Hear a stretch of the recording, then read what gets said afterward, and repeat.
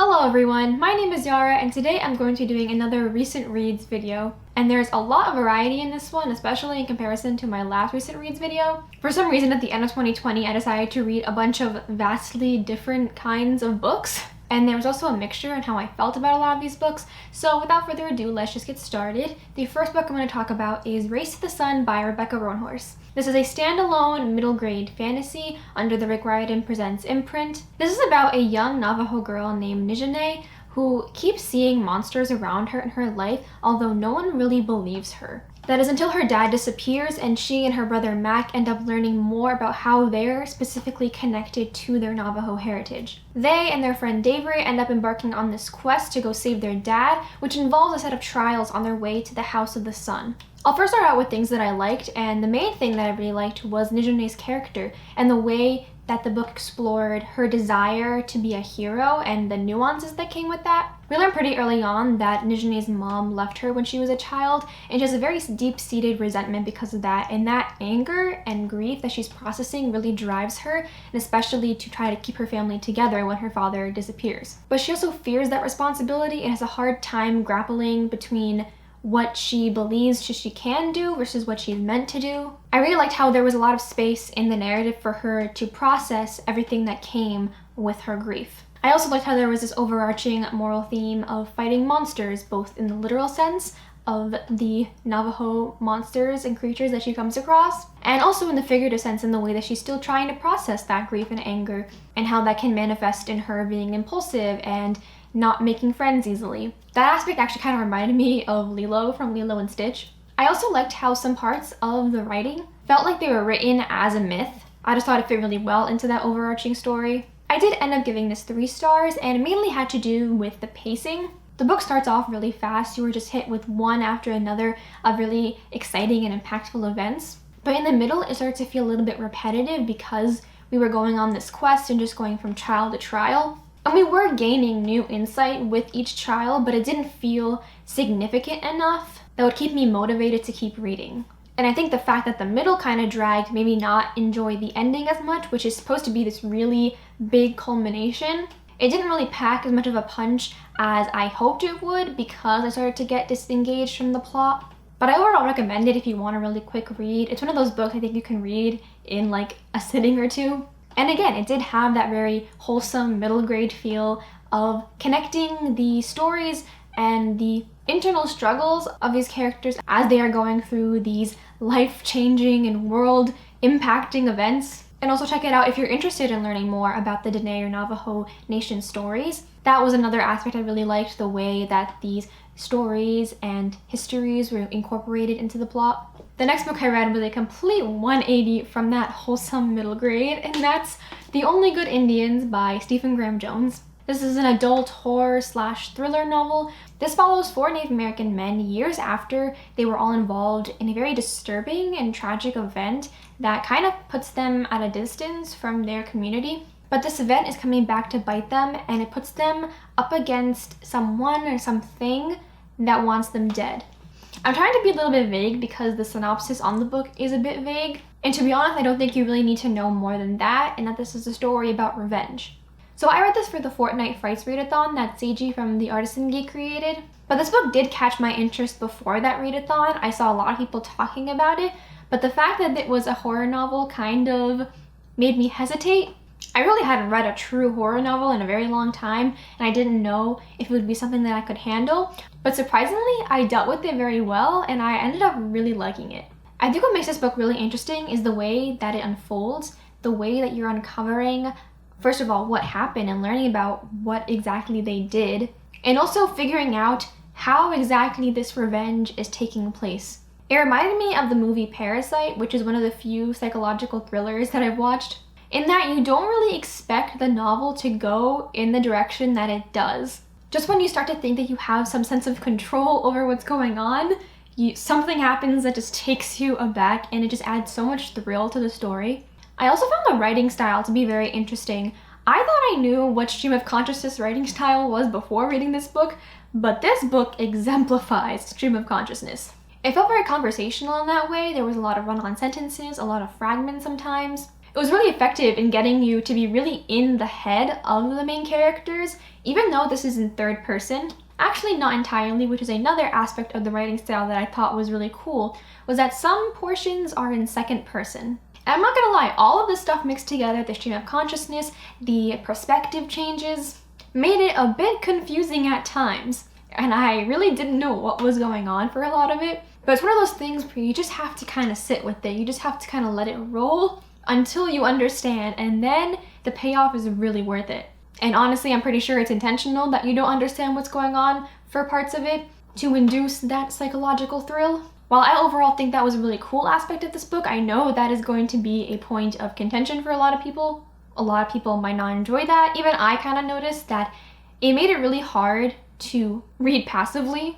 Like, if you missed one detail in those long run-on sentences, you might not understand exactly what's happening at all in that scene. For example, I was listening to this on audiobook, and sometimes I would zone out for like 2 seconds and miss some crucial detail, and for the life of me, I could not figure out what was going on until I went back and reread or re-listened to it.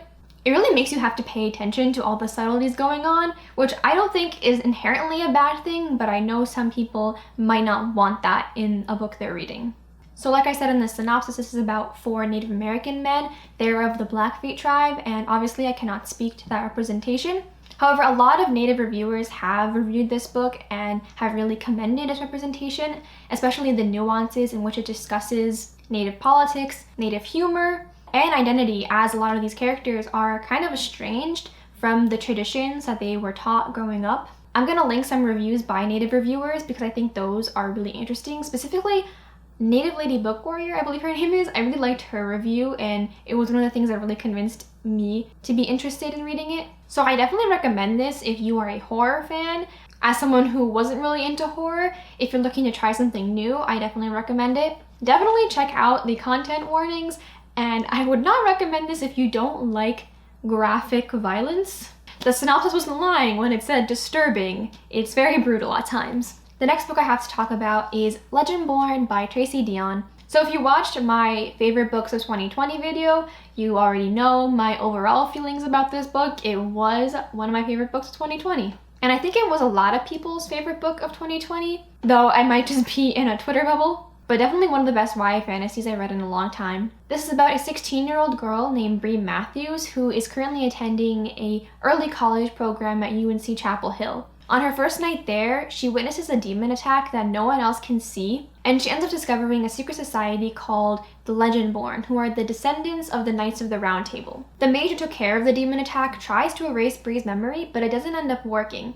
And what makes things weirder is that the same exact thing happened months prior when Bree found out that her mom had died from an unexplained accident. Now Bree has the suspicion that this society, this group, is in some way connected to her mother's death, and she is determined to figure out what happened. So this is one of those books where I wish I filmed a whole review for it, spoilers and all, because I was obsessed with it. I just wanted to nonstop talk about it after I read it. Luckily, I mentioned it to my friend that I thought she would like it, and she read it immediately, so we kind of talked about it then. But now I'm sad because I don't remember enough spoilers to be able to make a review now, but alas. There are a lot of things in this book that I thought were just fantastic. So let's start with the characters. Bree was a really great character to explore.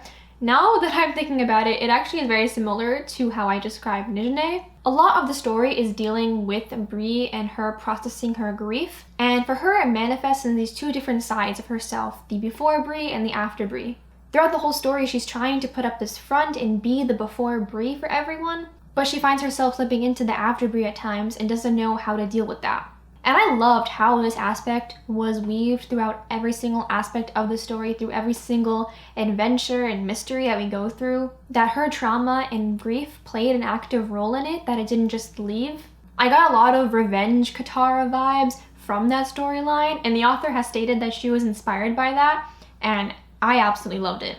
And I also loved how there were so many nuances and subtleties to the way that Bree was navigating being in a predominantly white institution. How the racist microaggressions and the just straight up aggressions continue to affect her even in this secret society of the Legendborn. Like comments about affirmative action, or people touching her hair, or people assuming that she's a servant. There's just a lot of authenticity in the reality of navigating that space. I also really love the other characters that we meet. We have Nick and Cell, our male leads. They are like that embodiment of golden retriever personality and bad boy. But you know what? I'm not mad at it. It was a fun time. I thought Nick and Bree's relationship was really cute. A bit insta-lovey, but I'll let it pass because it was cute. But I have to say that Cell is my favorite of the two. What can I say? We love bad boys in this house. Just kidding. But he was just a really interesting character to learn about. I loved the way that Tracy Deonn developed him. All his motivations and all his actions made sense in the framework that this novel set up. It never felt like he was a bad boy for the sake of being a bad boy. And slight spoiler, maybe? I kind of got a Zutara vibe from Cell and Bree's relationship, and I really hope it goes that direction. And then the other aspect where I think this book truly shines is the world. So Legendborn are the descendants of the Knights of the Round Table. This is a King Arthur inspired story. But Tracy Deonn takes it farther than just a simple retelling. She adds so much complexity to it. There's a direct interrogation of the history and how it intersects with slavery. And not only how it intersects, but how it profited off of slavery. And I liked how she talked about the magic in the story not belonging to a particular group or culture. Magic was this kind of spiritual, elemental, earthly realm that was just used in different ways by different people. And she straight up calls the Arthurian magic colonizer magic. And the way she explored that was just such a brilliant take. And I loved how the book explored how Bree was connected to this magic in different ways.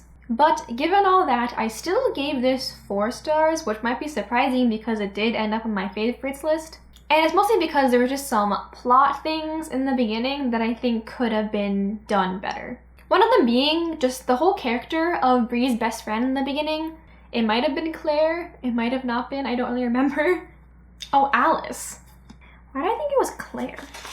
First of all, I just thought she was kind of a bad friend for some of it, but also I just felt like there was a lot of unnecessary conflict that was put between them just to contrive a way for Bree to get more involved in the Legendborn. It just didn't feel really organic to me the way that their relationship was portrayed. I also thought some of the action scenes were a little bit hard to follow, but to be honest, these are all very minor issues in comparison to the overarching story, but they were the issues that I had.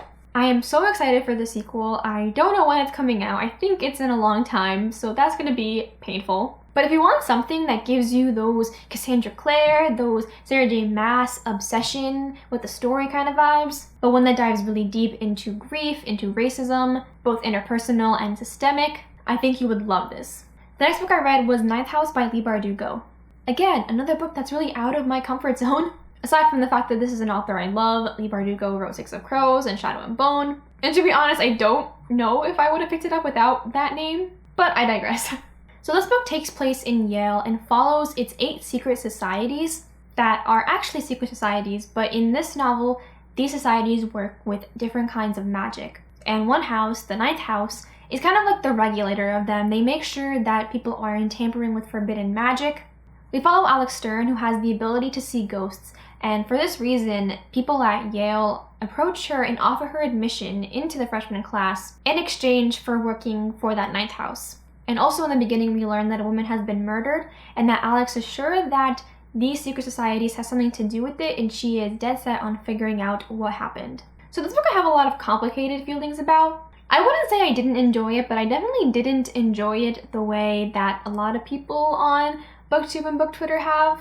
I mean, this book has been hyped up so much, so my expectations were very high, although there were some people who were on the opposite end of the spectrum and didn't like this at all. And of course, I find myself in the middle of those two. I do think this had a really interesting setup. I liked the fact that we were on this college campus. I liked that we were learning so much history about these societies and how each of them have their own magic and how each of them works. I liked how there was this training element when Alex is first introduced into the society. This book is divided into a past and present storylines, and I honestly found myself really liking the past more just because we got to learn a lot about what was going on, and also Darlington. Darlington is her mentor, and he kind of shows her the ropes and teaches her what to do. And I really liked their relationship, and I liked how they played off of each other. But the caveat to all that world building was that sometimes it really dragged down the narrative. It didn't help that I read this over a very long period of time. I think it took me like 2 months to read it, so it was hard for me to grasp all the details. But I have to say that it probably was because of that slow beginning that made it hard for me to continually pick it up, and it's why it took me so long to finish it. And I'm not gonna lie, a lot of times I did not know what was going on in the present day part. Like, there was just so much information thrown at me that I forgot what this mystery was about, why was it important. There were a lot of names, I was getting confused. Even now, I feel like I'm really foggy about a lot of what was going on. So I mentioned how I didn't always want to pick up the story, but I do have to admit that when I did enjoy what I read. I liked Leigh Bardugo's writing, I liked Alex's voice, and I liked the character dynamics. I mentioned Alex and Darlington, but also Alex and Dawes, who she befriends in the story. And as we were uncovering little details about either the mystery or the history, I was kind of just nodding along, being like, oh yeah, that's cool. But it was just hard for me to kind of put it all together into this complete puzzle. Honestly, as I'm making this review, maybe the issue was just me. Like, maybe I just need to reread it and maybe savor it a little more. I did really appreciate a lot of the themes that this included. As this is a dark academia novel, there was a lot of interrogation of the horrific pasts of institutions. And this book talks about how the perpetuation and the upholding of these powers came at the expense of women, and in particular women of color. And I did like the ending. It made me excited to check out the next one whenever it comes out. I think if this book was structured a little bit differently, or some parts were just cut and the whole thing shortened, I might have had a better time reading it. Definitely didn't hate it, but definitely don't love it as much as everybody else does. The last book I have to talk about is Clap When You Land by Elizabeth Acevedo. This is a YA contemporary novel written in verse, and it follows two sisters, one named Yahaira, who is living in New York, and one named Camino, who is living in the Dominican Republic. At the beginning of the novel, they don't know that they're sisters and that they share a father until their father dies in Flight 487, which is one of the deadliest plane crashes in American history, but that no one really knows about or talks about now. So the story focuses a lot on them processing their grief, as well as them coming to terms with the fact that their father had these two lives that he hid from the other. Elizabeth Acevedo is definitely one of my auto-buy authors. I will read anything that she writes, and I know I will enjoy it. This novel and The Poet X were both written in verse, but with whatever she's writing, she always has such a lyricism and a poetic rhythm to it that adds a lot of meaning and strength to stories that are otherwise kind of short. This book goes back and forth between Yahaira and Camino's perspective, and I loved getting to follow each of them and learning about their drives, their motivations, and how they're reacting to this situation. They can see how their identity affects them differently, Yahaira being a Dominican American and feeling estranged from her culture that yet has such a big part of her identity, and Camino living on the island and experiencing such a different reality from those who live in the US, and being kind of resentful towards the opportunities and how much they take for granted those that live in the US. I thought it was really great that Elizabeth Acevedo developed these two perspectives, both from the diaspora and from the mainland. There's definitely a lot of discussion about misogyny and sexual harassment, as well as, of course, that instigating factor of infidelity, and how all these factors impact the women in this story. But there's definitely that balance of showcasing so much love and support between one another that was really beautiful to see. My one critique is that I do wish that the end portion was a bit longer, or we got to be in that setting a bit longer. I think that just might be a consequence of writing in verse, and that the story is just not going to be as long as a novel in prose. But overall, I highly recommend it, especially if you want something really quick, but that also has a lot of depth and meaning to it, as well as just gorgeous writing. So that was my recent reads number 7. Those were also just the books that I had left to review from 2020. I was thinking about including some of the books that I started in 2021, like in January, but didn't know if the video was going to be too long. I thought 5 books was like a good range time thing. Please let me know your thoughts about these books in the comments. I hope you enjoyed this video. Thank you so much for watching, and I'll see you later. Bye!